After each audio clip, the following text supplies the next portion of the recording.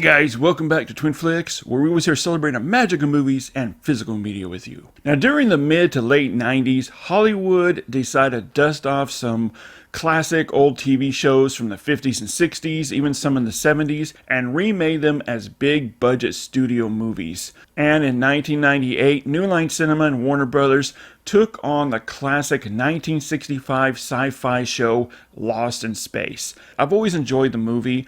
I own the DVD, I still own the Blu-ray that came out in 2010, and when Arrow Video announced their 4K UHD release, I was anxious to get my hands on it. And Arrow Video has fully restored Lost in Space with a fresh 4K scan from the original 35mm negative, forming a 4K DI with HDR10 and Dolby Vision grading, and preserving a theatrical ratio of 2:3:9:1, and the 4K was supervised and approved by director Stephen Hopkins to ensure accuracy. Alright guys, so let's take a closer look at Arrow Video's 4K UHD presentation of Lost in Space against the 2010 Blu-ray from Warner Brothers, and let's see if this 4K is worth the upgrade.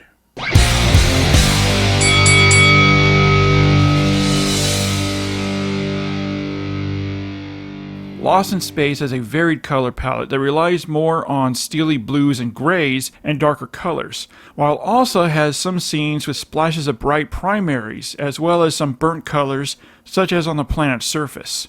And the Blu-ray always just had a hard time keeping up with this, and always looked more murky and muted. The 4K scan and the HDR10 Dolby Vision grading has opened up the color gamut much wider now, really allowing for all the colors to really breathe, and gives the color palette a whole new life. There's also a nice separation now between colors that also works together depending on the scene, and also draws out the steely blues even more so than the Blu-ray. And even when the colors go dark, such as on the ship, it still looks bright and vibrant, with more luminous than the Blu-ray had. Fire is a really nice example here. It's handled much better. That looks deeper with those orange-yellow flames than on the Blu-ray. The entire color palette now in this 4K carries a lot of pop and life now than the Blu-ray, even within the more murky, darker scenes. The saturation is also handled much better here with the 4K that really helps with skin tones looking naturally warm, unlike the Blu-ray where, as you can see here, skin tones looked almost palish. And the better use of saturation also helps in keeping the varied colors balanced and stable. And contrast is also wider now that really helps with the more murky dark scenes and the darker colors. The black levels here with this 4K are a night and day difference. The Blu-ray had a lot of bright and grayish black levels that are very noticeable, especially with darker shots such as shots within space. The HDR10 Dolby Vision grading enhances the black levels, where we have those beautiful looking deep inky and truer blacks, and also healthy strong shadows that makes a big impact now, since the film was shot under many dark and murky scenes. And all those space shots now go pitch black, allowing for the brilliant star fields to shine and the varied colors of space to come through and the planets to have their moment, and it just looks gorgeous with all this shrouded against blackness. All of this gives Lost in Space a much truer cinematic experience. The 4K image quality just looks incredible. The film looks very sleek in its appearance now, thanks to the higher 2160p resolution that gives the film a beautiful makeover that stays crisp, clear, and as razor sharp as it can be.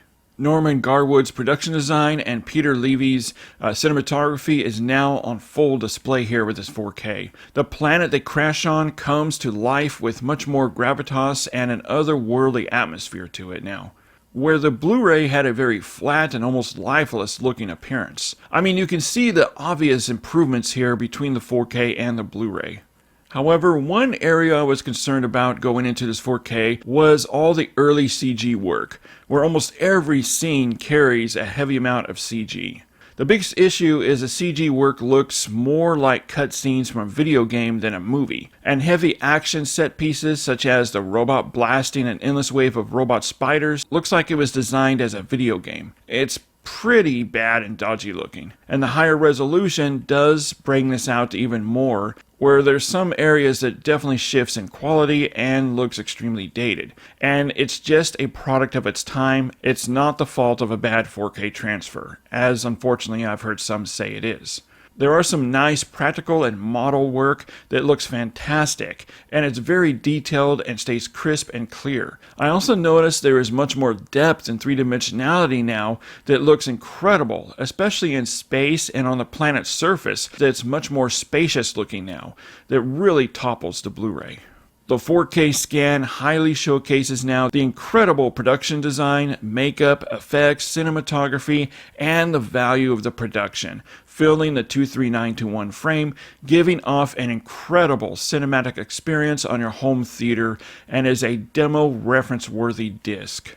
The grain structure is also intact here with this 4K. Unlike the Blu-ray that had a lot of DNR scrubbing on it that made the image just look pretty flat and skin textures and close-ups look waxy. The 4K has resolved this where we have some really nice looking tight natural 35mm grain that gives a very nice filmic appearance.